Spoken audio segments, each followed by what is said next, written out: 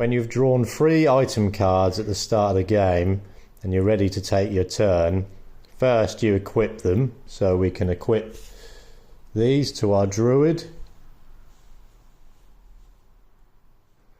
And then after equipping it, you then proceed to draw a Terra card.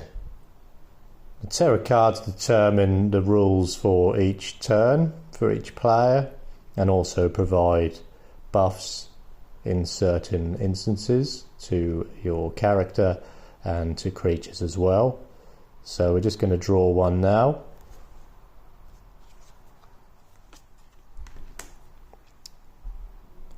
So we've drawn a wild Terra card, so that means there is a action roll for an encounter shortly, but I'll just talk through what this card means. So in the top right you've got your Terra card icon. So if this matches to your player's Terra card icon, which it does in the druid's case, you get a +1 buff to your stats. So that's 1 to spell, so that would be 5, 1 to wound, so that would be 2, and 1 to defense, that would be 3. So these are just temporary stats for your turn, and they only apply when you're matching up to a Terra card. And yeah, the creatures also have the same icons, so when they match up you add 1 to their wound, 1 to their defense, and 1 to their durability. So every Terra card apart from one has special rules too. So in this instance, when creatures are defeated, they will drop 2 times the amount of cards, item cards. So for example, a level 1 creature usually drops 1 item card, that would drop 2.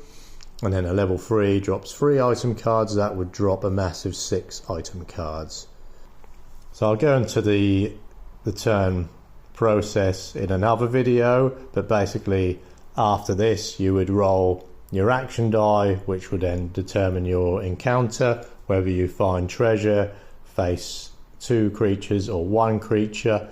Alternatively, you can decide to rest as well, where you do not do an encounter but you then finish your go, so there's no chance of you getting any Terra coins, so that's a trade-off there. And then you can restore ailments and restore durability as well.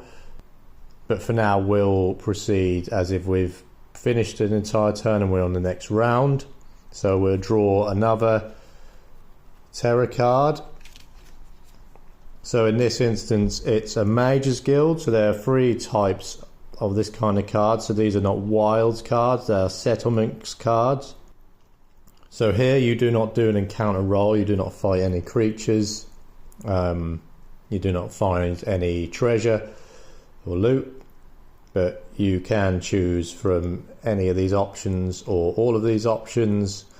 The 3 different settlement cards usually have some unique elements, like here is the mana pool, and also how the shop works. You can only purchase spell cards from here, and then you can have a full rest at an inn in exchange for a Terra coin or an item card. So full rest grants you 5+ temporary durability until that's reduced down in combat. So I'll go into more detail in another video about settlement cards themselves, how the shop works, more detail how the inn works. I'll go through all 3 of them. There's also PvP in another one, but we'll proceed as if our turn has finished, and we'll draw another Terra card. So in this case it would be a wild card, so same applies to we did with the forest card. We've got a Terra icon which does not match the druid's icon, so you do not get the buff there. You also cannot rest here, and accessories do not work as well. So as the game proceeds, people continue to draw Terra Cards, and these get shuffled every round. So it provides for a kind of transforming world where this acts as the board really, but completely randomized tiles where you just draw a card and that tells you where you go. Yeah, so there's plenty of interesting elements and variety in each of the Terra Cards. Yeah, looking forward to your thoughts, and any questions, let us know.